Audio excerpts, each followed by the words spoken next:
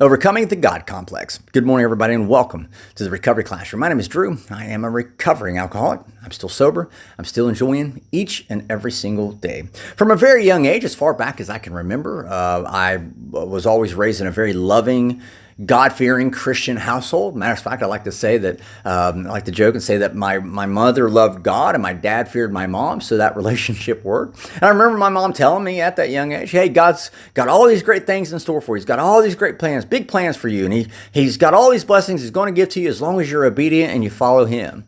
As a 6, 7-year-old kid, I remember going, okay, sounds good. How do I know when to do what God's telling me to do? How do I know it's God telling me to do something? And I remember my mother also telling me, well, listen, God will speak to us through human beings, through people, and primarily through the guy in the pulpit, the pastor of my church. Okay, sounds good.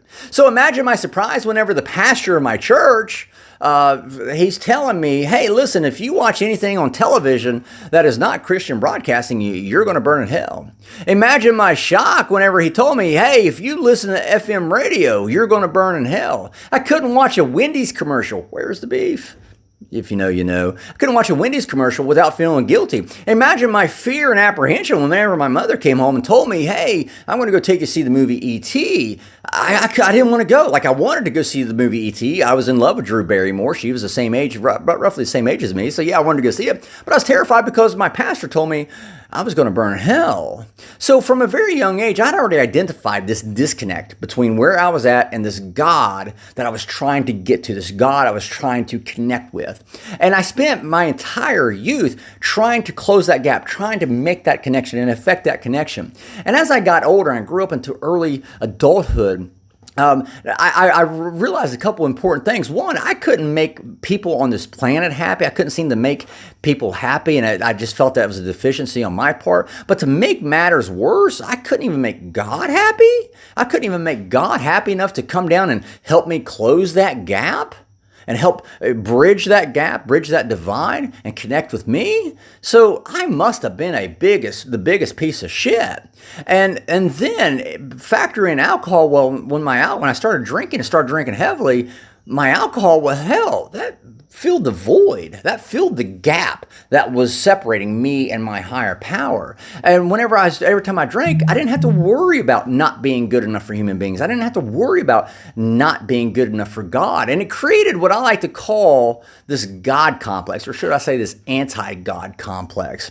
And I spent many, many years drinking because, well, hell, I didn't have to worry about that void separating me and God. Fast forward, and whenever I finally get clean and sober, I learned a few valuable pieces of information as I was focusing on myself and working on myself and my own recovery pathway. Right off the bat, I had to get honest. I had to get honest with myself, and we always hear that in recovery. You have to start asking yourself questions and digging deep and all that, and I did. And one of the most profound things that I asked, one of the most profound questions that I asked myself is it possible that everything I think I believe, is it possible that I was told wrong?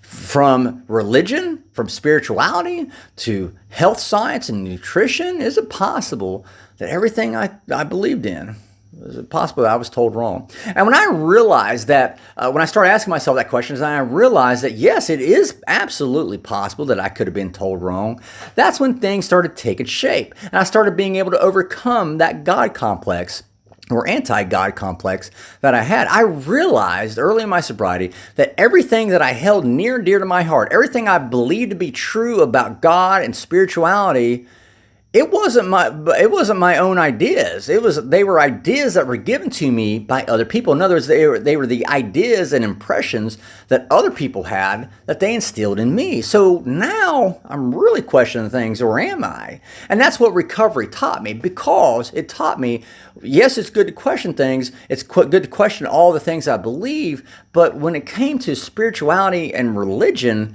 I realized that what I'd been told was wrong, or probably not accurate, and I got to create my own conception of God. And whenever I realized that the God that loves me today is the same God that has been there for me all these years, I was the one that was separating that relate, or keeping us from having that relationship that I fully believe that my mother was talking about. It was me that was creating that distance between us, and my alcohol prevented me from ever closing that gap. Once I removed that alcohol, I was able to overcome that God complex and really start affecting and nourishing and nurturing that connection between me and my higher power today. My higher power, of course, whom I choose to call God. So with that being said, I'm out of time. Thank you guys for letting me come in and share 5 to 10 minutes of your day with you.